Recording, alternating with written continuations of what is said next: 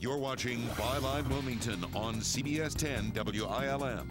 Here's your host, Don Ansell. That little arrow. Is that last minute?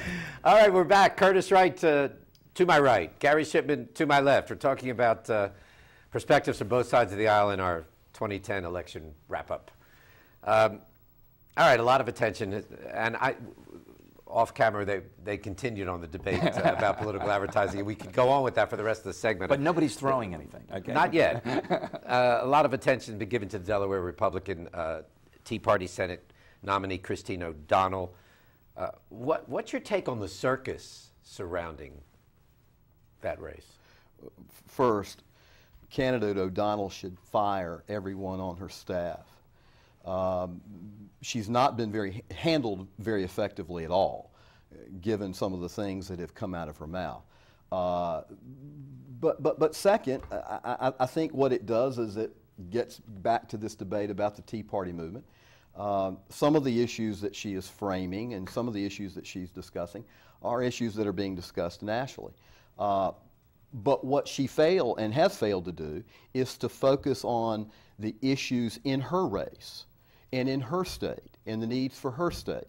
And that's why I don't think her campaign's been effective. Does she hurt the Tea Party image? The image of the Tea Party, who they are, what they represent? There's something behind all this, and it's strange. And the wonderful world of 24 News, okay? That's my next question. And what happens is, a person like her, and we don't know her, she might want to, but see, then she pulls an upset.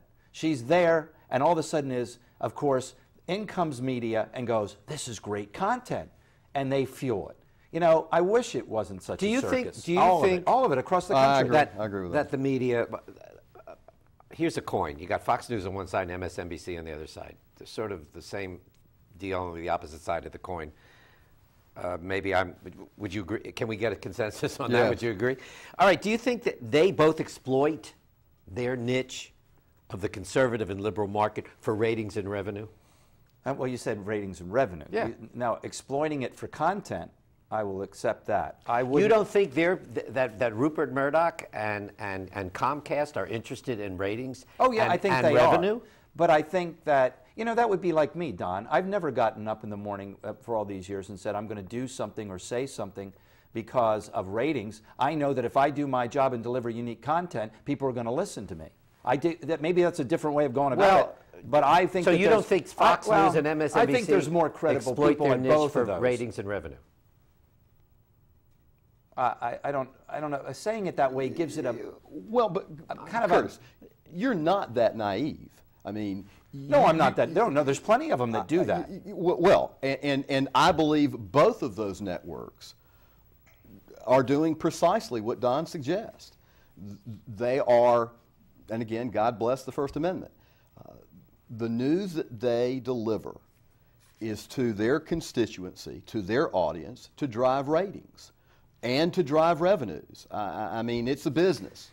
The media is a big business, and I believe that this debate has fueled their business. And back to what we said. I mean, this circus is okay. It drives that, and people are pulled up and out and put on a stage that maybe they don't belong on. I mean, look, it's Delaware. I mean, I used to live 20 minutes from there. I mean, Delaware? I mean, I think the two senators share the same office, don't they? No. I mean, it is. It's a circus. And sadly, that's where we are, though. Look where we are. How many? And I think that's what Tea Partiers sometimes people miss. We want a more pure. We don't want the filtered debates and the filtered questions and the everybody's got to get up there and sit up there on a forum and how about let's get together and people let's get to know these people. Let's talk about some races because we're almost out of time and okay. we could talk about all. I love this conversation, but I want to talk about how you think some of these races are going to play out pretty quick because we just have a few minutes left. Pantano-McIntyre, how's that going to play out? Who's going to win? Basically, I guess is my question. What do you think? McIntyre will be reelected. You think so? Yes. And I believe the opposite only because I've been out in the sticks. All right, how about the Goolsbee-Lutzy race for Julia Bozeman's state Senate seat in New Hanover County? Goolsbee's way ahead, and I believe he'll remain ahead. I think that Mr. Lutzy is looked at upon as an insider. Let's say. I believe it will be closer than some people believe. I believe that this next week will be important to that race.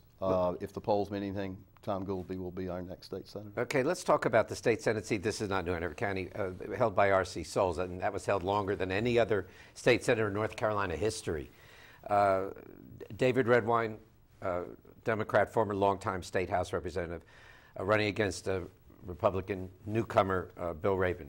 How's that going? Well, I think you're going to see, and it's really surprising, I think you're going to see some polls come out later this week that are going to actually knock your socks off. Mr. Redwine is not playing with the people. I think it's not a year to come back and then try to take another job. I think David Redwine looks too status quo. Yeah. And I don't think he's been effective in the delivery of the message as to why he's not. I don't believe that he wants to be status quo, but I'm just not sure that he's delivered that message. All right, let's talk about New Hanover County Commission. Quick, just the two winners for the two seats up for for me, grabs. I think that, you know. Who do you think's going to win? Well, I think that Rick Catlin, I think because of his being in the community and being around, I think he's That's not one. a shoo-in, but one. And this Brian Berger thing surprises me. People may not think that is a strange comment. Do you think but he's I'm gonna very win? surprised. I think I've seen some polling, and I think he might pull it off. What do you think? Sid Causey and Rick Catlin.